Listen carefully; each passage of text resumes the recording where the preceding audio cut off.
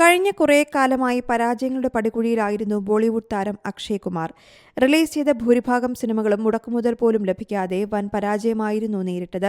എന്നാൽ ഈ പരാജയങ്ങളിൽ നിന്നും അക്ഷയ് കുമാർ തിരിച്ചുവരുന്നുവെന്നായിരുന്നു സ്കൈ ഫോഴ്സ് സിനിമയുടെ റിലീസിന് പിന്നാലെ വന്ന വിലയിരുത്തലുകൾ. ചിത്രത്തിന്റെ കളക്ഷൻ കണക്കുകൾ നിരത്തിയായിരുന്നു ഈ വാദം. എന്നാൽ ഈ കണക്കുകളെല്ലാം ചോദ്യം ചെയ്യുകയാണ് ഇൻഡസ്ട്രി കളക്ഷൻ ട്രാക്കറായ കോമൽ നഹ്ത. സ്കൈ ഫോഴ്സ് ആദ്യ ആഴ്ച നേടിയത് 40.50 കോടിയാണ്. എന്നാൽ അത് 80 കോടി രൂപയാണെന്ന് നിർമ്മാതാക്കൾ പ്രചരിപ്പിച്ചു.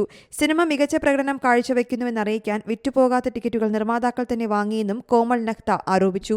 ബുക്ക് മൈ ഷോയിൽ സിനിമയ്ക്ക് നല്ല ബുക്കിംഗ് ആണെന്നും എന്നാൽ സിനിമ കാണാൻ പോകുമ്പോൾ തിയേറ്ററുകളിലെ സീറ്റുകൾ കാലിയാണെന്നും കോമൽ നഹ്ത പറഞ്ഞതായി വ്യക്തമാക്കുന്നു. ബോളിവുഡിന്റെ ചരിത്രത്തിൽ ഏറ്റവും വലിയ ബ്ലോക്ക് ബുക്കിംഗ് ആയിരുന്നു സ്കൈ ഫോഴ്സിന്റേതെന്നും ഇദ്ദേഹം പറയുന്നു. ഫിലിം ഇൻഫോർമേഷൻ.കോമിനോടായിരുന്നു നഹ്തയുടെ പ്രതികരണം.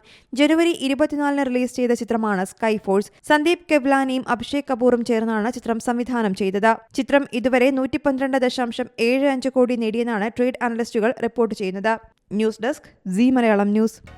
പുതിയ വാർത്തകളും വിശേഷങ്ങളും ഇനി വിരൽ തുമ്പിൽ. എല്ലാ ഡിജിറ്റൽ പ്ലാറ്റ്ഫോമുകളിലും ഇപ്പോൾ സീ മലയാളം ന്യൂസ് ലഭ്യം.